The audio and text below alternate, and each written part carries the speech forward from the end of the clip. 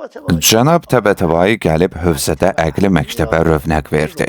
Onun ən başlıca yenilikçi və təmiz düşüncələrindən biri o idi ki, həm də buna imkan vermədilər, məhz burada və nəticədə ona zərər dəydi. O, mərhum məclisinin Biharul Ənvar əsərinin 6 cildinə haşiyə yazdı. Axundi Biharul Ənvarı çap edərkən həmin çap köhnə çap idi, bir çox yerləri də oxunmurdu. Gəlib ondan xahiş etdilər ki, bəzi hədislər üçün bir təliqə, izahat yazsın.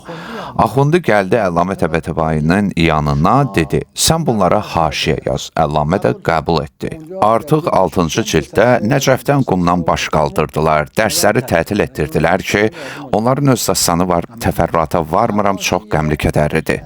Əllamə Təbətəbainin haşiyələri məclisinin məna verdiyi, lakin Əllamənin nəzərincə düzgün məna vermədiyini düşündüyü hədislər haqqında idi. Təbii ki, əqli məktəblərdən qorxan şəxslər Cənab Təbətəbaiyə hücum çəkdilər. Və ya mərhum məclisi hər babdan sonra bəzi izahatlar vermişdi ki, Əllamə məclisinin həmin səhvlərinə cavab vermişdi. Nəcəfdən qumdan haray qopmuşdu ki, məclisi təhqir olunub. Təhqir də olunmamışdı, sadəcə bəzi yerlərdə məclisin fikrini rədd etmişdi. O, heç də nəqlə qarşı çıxan biri değildi. Höccət olanı höccət bilirdi, höccət olmayanı isə höccət hesab etmirdi. O zaman bəhanə axtaran bir dəstə Əllamə Təbətəbai ilə müxalifət etdi.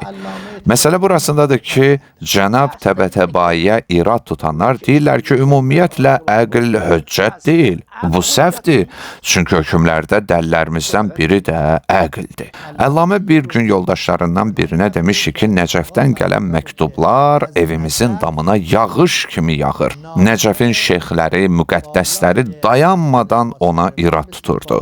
Əllamə Təbətəbainin özü nəqildə birinci dərəcəli idi. Hətta elə oldu ki, o bir neçə günlüyünə, bir həftəliyə Zəncana getdi. Orada bir dostu var idi, onun evinə getdi. O qədər narahat idi ki, dərslərini belə tətil etmişdi.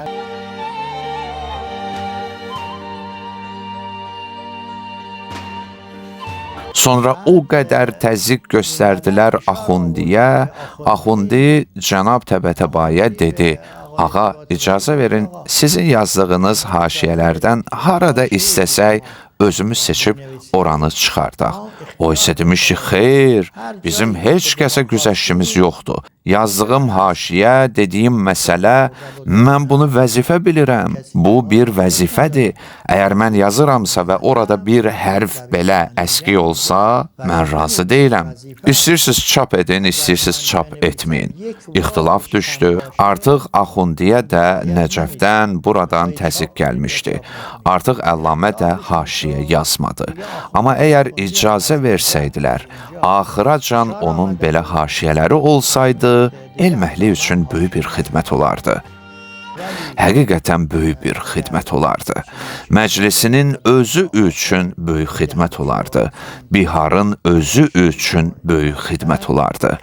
Biharın öz müqəddiməsində məclisi deyir, mən zəmanət vermirəm ki, bu hədislərin hansı biri səhihdir, hansı biri səhih deyil.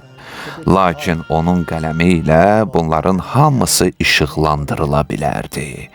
Həqiqətən xəyanət etdilər. Çox böyük xəyanət etdilər.